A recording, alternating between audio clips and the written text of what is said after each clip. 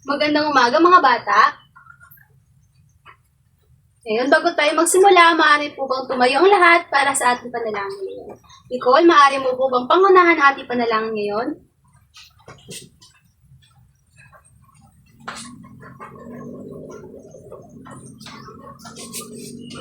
Bago po ang lahat, maaari po bang pakipulot ang mga kalat sa ilalim ng inyong upuan at pakiayos ang bawat hanay? Kung wala na pong kalat, maaari na po bumubuko ang lahat. Magandang umaga ulit mga bata. Magandang umaga din po, ma'am. Hey, kamusta kayo? Okay naman po, ma'am. Mabuti naman kung ganon. Ngayon, bago tayo magsimula, meron po bang lumiban sa ating klase ngayon? Wala po, ma'am. Magaling. Ngayon, sa ating pagpapatuloy sa ating talakayan, narito ang mga pamantayan na dapat natin sundin sa loob ng ating silid-aralan.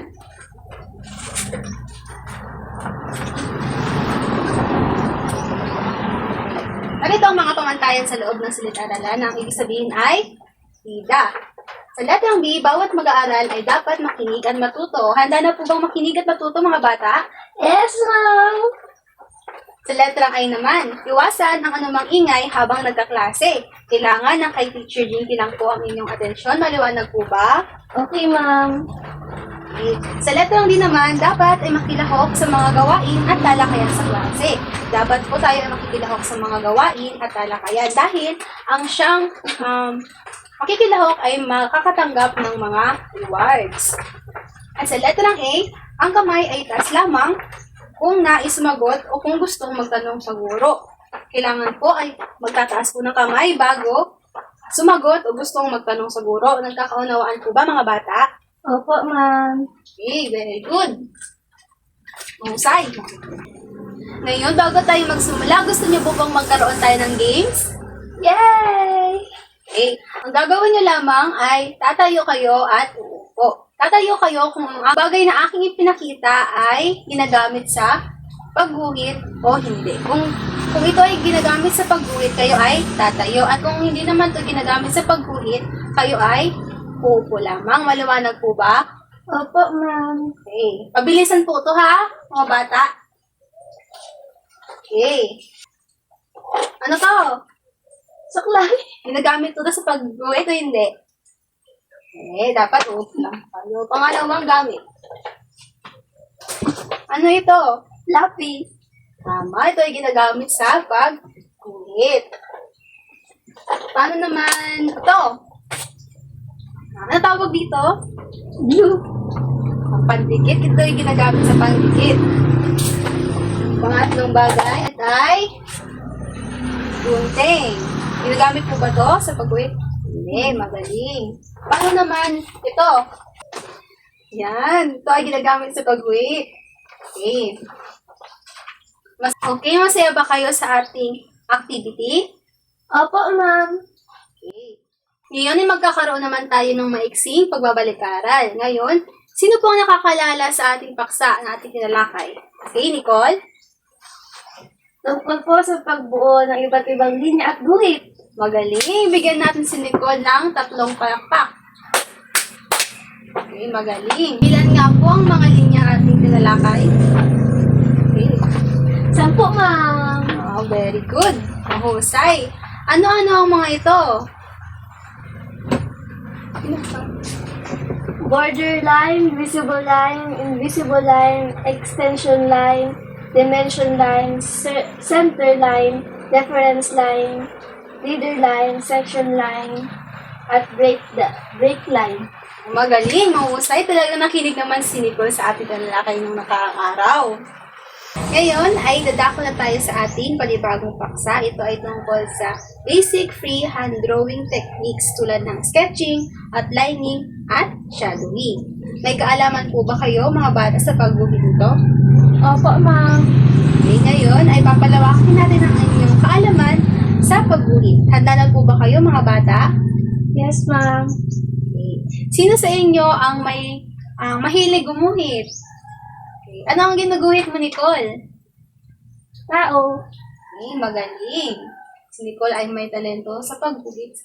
Magaling mga bata, ang talentong ito ay dapat nating pagyamanin dahil ang talentong ito ay may malaking ambag sa ating industriya. Sa palagay ninyo, ano kaya ang mga trabaho o propesyon na nangangailangan ng malawak na kaalaman sa pagguhit?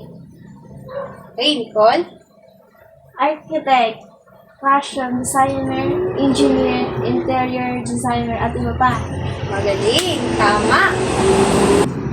Ang pagguhit ay isang mahalagang kasanayan na ginagamit sa iba't ibang larangan tulad ng arkitektura, disenyo, at sining. Ito ay isang paraan ng paghahayag ng mga ideya at emosyon. Mahalagang kasangkapan sa paglikha ng produkto at serbisyo. Sa araling ito, talakayan natin ang mga teknik sa pagguhit at ang kahalagahan ng kaalaman at kasanayan sa basic sketching, shading, at outlining. Mga hanap buhay at produkto na ginagamit nito. Mayroon akong ipapakita larawan. Ngayon, susuriin natin kung ito ay nangangailangan ng pagguhit o hindi. Sa unang larawan, nangangailangan ba ito ng pangunang pagguhit? Opo, Magaling. Ano nakikita niyo sa larawan? bahay. Ito ay nangangailangan ng pangunang pagguhit bago gumawa ng bahay. Pangalawang larawan. Ano nakikita ninyo? Damit. Tama. Ito ba ay nangangailangan ng pangunang pagguhit o hindi? Opo, Ito ay nangangailangan ng pangunang pagguhit. Pangatlong larawan. Ito ay isang logo. Nangangailangan ba ito ng pagguhit? opo, Magaling. Pang-apat na larawan ay ito. Nangangailangan ba ito ng pagguhit? Opo, magaling. Pangatlong larawan. Ano ito? painting. Ito isang painting. Ito ba ay nangangailangan ng pagguhit? Opo, Magaling. Side. Sa inyong palagay, bakit kaya kailangan ito ng pagguhit? para maplanuhan po ang mga arkitektura, disenyo ng produkto pang-komersyal, furnitures, at iba pa. Tama, mahusay. Dahil sa pangunang pagguhit nito, tayo ay nakagawa ng mga outline sa pagdidisenyo. Mas napapagplanuhan din natin ang isang istruktura o produkto sa pamamagitan nito. Paano ba ang wastong pamamaraan ng basic sketching, shading, at outlining? Ang sketching ay nangangailangan ng pagsasanay sa paghawak ng lapis bago ang pagsasagawa ng shading. Kailangan simulan nito ng mga pang-ehersisyong kamay.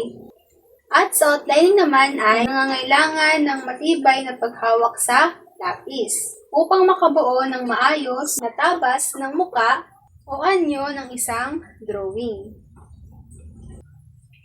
Mga dapat tandaan sa basic sketching. Una ay magsanay sa paghawak ng lapis.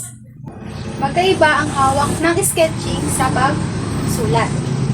Laging hawakan ang lapis patayo sa direksyon ng linyang nais iguhit. Gumuhit mula sa balikat para makontrol ang paggalaw ng pulso. Pansinin o obserbahan ang mga kamay sa pagguhit o pagkurba ng linya. Kailangan ay magkaroon ng focus. Ngayon, ay meron tayong 3 kasanayan sa basic sketching.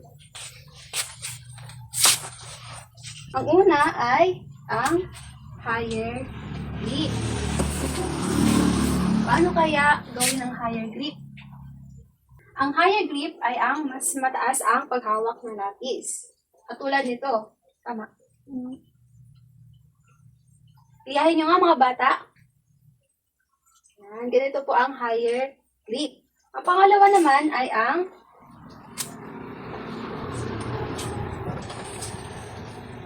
pakibasa, fixed wrist. fixed wrist. Ang physics naman ay, ang ibig sabihin ay mataas ang pulso. Ganito ang physics. Gaya nyo nga mga bata. Yan, ito kayo ganyan. Pangatlo naman ay meron tayong tinatawag na perpendicular. Paano naman ang perpendicular? Ito ay ang paraan na paghawak ng lapis na patayo. Pakigaya nga po mga bata. Yan. Ang outlining ay isa ring pangunahing pangangailangan sa pagguhit. Ito ay ang linya na nagsasaad kung saan ang simula at ang anyo. Ito ay linya na matatabas na muka o anyo ng drawing. At ang pangatlo ay ang shading. Bago ang pagsasagawa ng shading, kailangan simulan ito ng mga pang-ehersisyong pangkamay. Paano ginagawa ang pang-ehersisyong pangkamay? Kailangan mo natin na shake-shake ang ating kamay. Okay.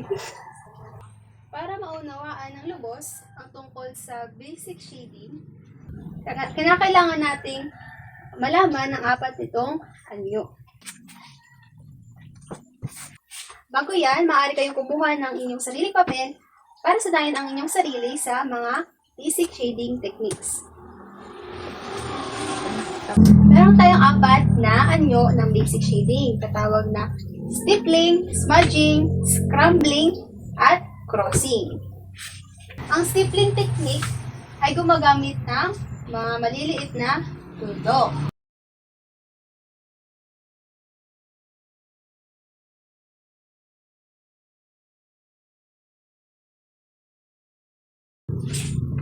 Ganito po ang stippling technique. Ang sunod naman ay smudging. Ang smudging technique naman ay isang technique kung saan gumagamit ng maliliit na check.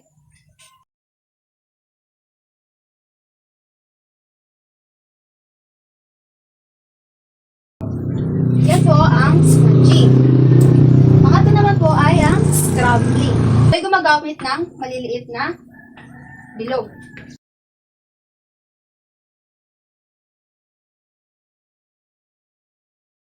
Yan po ang scrambling technique.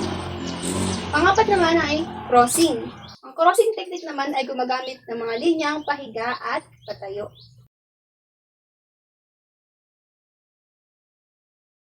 Ito ang apat na anyo ng basic sketching. Naunawaan po ba? Okay, magaling. Katulad na nagbanggit ko kanina, maraming mga propesyon o trabaho na kumakailangan ng malawak na kaalaman sa pagguhit. Ngayon ay tatalakayan natin ang iba't ibang hanapbuhay o trabaho na nangangailangan ng pagguhit. Ang nakikita natin sa larawan, marami siyang mga ginuguhit ng mga larawan ng tao. Ang tawag sa hanapbuhay na ito ay portrait and painting shop. Ito ay isang uri ng negosyo na tumatanggap ng mga paggawa ng portrait at painting. Sinong gustong magkaroon ng trabahong katulad ito? Okay, magaling. Pagpatuloy niyo yung talento sa pagguhit. Ang pangalawa naman ay ang tailoring and dressmaking shop. Kita natin, madaming mga damit. Iba't ibang klase ng design nyo. Ito ay huri ng negosyo na gumagamit ng iba't ibang uri ng kasuotan, na gumagawa ng iba't ibang kasuotan, pang babae man at o pang lalaki. Matlo naman, ito meron naman tinatawag na furniture or sash shop. Ito ay isang uri ng negosyo na gumagawa ng iba't ibang uri ng kagamitan na yari sa kahoy. Halimbawa nito ay mesa, cabinet, pinto, at iba pa. Sunod naman ay animation and cartooning. Ito ay isang negosyo na tumatanggap ng mga kontrata sa paggawa ng animation at cartooning. Ang sunod naman ay ang shoes and bag company. Gumagawa ng iba't ibang disenyo ng bag at mga sapatos. Ang huli ay ang printing press. Ito ay isang uri ng negosyo na gumagawa ng layout, nag-i-printa ng mga magazine, dyaryo, at iba pang babasahin. Ngayon ay magkakaroon tayo ng activity. Ang gagawin nyo ay sasabihin nyo o tutukuyin nyo kung ano man ang tinutukoy ko sa mga pangungusap na aking sasabihin. Okay, maliwanag po ba? Yes po, ma'am. Okay. Sa unang bilang, ito ang simple at dali-daling pagguhit gamit ang lapis at papel. Okay. Basic sketching. Tama. Pangalawa, ito ay ginagawa upang makita ang tunay na figura o mga importanteng linya sa isang larawan. Ano ito? Basic outlining. Magaling. Pangatlo, ito naman ay ginagawa sa pamamagitan ng pagpuskos ng lapis upang maging madilim ang bahaging hindi naaabot ng liwanag. Basic shading. Tama. Ang apat, ito naman ang anyo ng shading na gumagamit ng maraming tuldok. Stippling. Galing. Panglima, ito naman ay isang anyo ng shading na mabilis isinasagawa. Gumagawa lamang ng check na pinapaulit-ulit sa isang espasyo para kumapal at umitim. Smudging. Tama. Pang-anim, ito naman isang anyo ng shading na gumagamit ng maliliit na bilog. Scrambling. Tama. Ito ay isang anyo ng shading na ginagamitan ng mga linyang pahiga at patayo. Crossing. Magaling. Bigyan niyo yung sarili ng good job clap. Ngayon naman ay magkakaroon tayo ng pangkatang gawain. Hahatiin ko kayo sa dalawang grupo. Sa unang pangkat ay ibibigay ko ang iba't ibang profesyon o trabaho. Ididikit nyo sa unang hanay kung ito ay nagpapakita ng mga trabaho na kailangan ng pagguhit. At ididikit nyo naman sa kabilang hanay kung ito ay walang koneksyon sa pagguhit. Sa pangalawang hanay naman ay ibibigay ko ang iba't ibang bagay o produkto. Ang gagawin nyo lamang ay ididikit niya sa unang hanay kung ito ay nagpapakita ng mga produkto na ginamitan ng mga pangunang pagguhit at ididikit naman sa pangalawang hanay kung hindi naman ito ginamitan ng pangunang guhit. Maliwanag po ba? Magaling! Bago tayo magsimula, narito ang mga kriteria sa paggagrado ng inyong pangkatang gawain. Ngayon ay titingnan natin kung tama ang inyong ginawa. Unahin ko sa unang pangkat.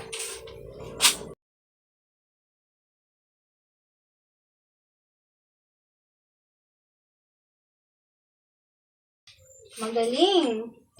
Sa ating pang-araw-araw na gawain, may mga iba't ibang produkto tayong ginagamitan ng basic shading, outlining, at sketching. Ang mga produktong ito ay ginuguhit muna bago gawin ang kanyang anyo, tulad ng mga damit, bag, sapatos, at marami pang iba. Ito ay sinasagawa upang maging gabay ng mga manggagawa sa pagbuo ng produkto at upang makuha ang totoong hugis at anyo nito. Gaya ng ating paaralan, bago ito maitayo, ito muna ay dumaan sa proseso ng pagpaplano sa pamamagitan ng pagguhit. Base sa inyong natutunan, ano ang inyong realisasyon tungkol sa kahalagaan ng ating paksa? Mahalaga po ang pagguhit dahil dito mas napapaganda ang disenyo ng mga bahay sa ating paligid. Magaling! Ano pa? Dahil po sa kaalaman sa pagguhit, napapalawak nito ang imahinasyon ng mga manggagawa para mapaganda ang mga bagay. Mahusay! Lahat ng sinabi nyo ay tama. Mahusay. Mahusay! Ang pagguhit po ay isang mahalagang kasanayan na may malaking ambag sa ating industriya at lipunan. Dapat nating pagyabanin at hasain ang ating mga kasanayan sa pagguhit upang makatulong sa pagpapayabong ng ating ekonomiya at kultura. Sumasang-ayon po ba kayo mga bata? Opo, ma'am. Mahusay! Ngayon, bago tayo magkaroon ng pagsusulit, ano nga po ulit ang paksa na ating tinalakay? Okay, good. Tungkol po sa basic freehand drawing techniques. Magaling! Ano nga ang ibig sabihin ng basic sketching? Ito ang simple at daling-daling pagguhit gamit ang lapis at papel. Mahusay! Naman po ang basic outlining. Ginagawa po ito upang makita ang tunay na figura o mga importanteng linya sa isang larawan. Okay, tama. Ano naman ang basic shading?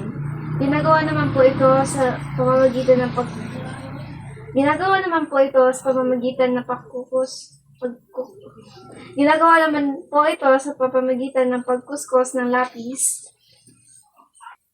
Tama. Ngayon ay magkakaroon tayo ng maikling pagsusulit kung saan ay masusubok kung kayo talaga ay nakinig sa ating talakayan at mga gawain.